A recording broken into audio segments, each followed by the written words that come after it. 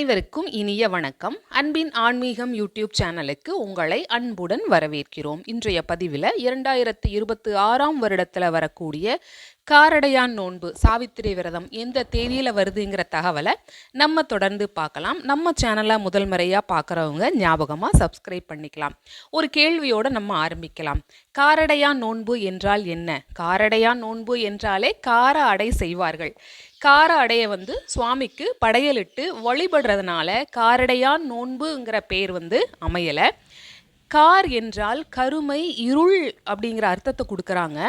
யமலோகம் எப்படி இருக்கும் என்பதனோட குறியீடு தான் இந்த கார் இருள். அடுத்ததா காரடையான்ல இருக்கக்கூடிய அடையான் என்றால் என்ன? அடையான் என்றால் அடையாதவன் என்று பொருள் சொல்லப்படுகிறது. அதாவது யமலோகத்தை அடையாதவன். அப்படி யமனால் அழைத்து செல்ல முடியாதபடி தங்களுடைய கணவன்மார்களை காரடையானாக யமலோகத்தை அடையாதவனாக வைத்திருக்க வேண்டி விரதம் இருந்து அம்பாளை பிரார்த்தனை செய்வதுதான் காரடையான் நோன்பு என்ற விளக்கமும் சொல்லப்பட்டுள்ளது. 2026 வருடம் மார்ச் மாதத்தில் மார்ச் மாதம் 14ஆம் தேதி மாசி மாதம் 30ஆம் தேதி சனிக்கிழமையன்று காரடையான் நோன்பு. மாசி மாத இறுதியிலும் பங்குனி மாத ஆரம்பத்திலும் இந்த நோன்பு கடைபிடிக்கப்படும். இந்த பதிவு உங்களுக்கு பயனுள்ளதாக இருந்திருக்கும். உங்களுடைய கருத்துக்களையும் அனுபவங்களையும் கமெண்ட் பாக்ஸில் தெரிவிக்கலாம். நன்றி, வணக்கம்.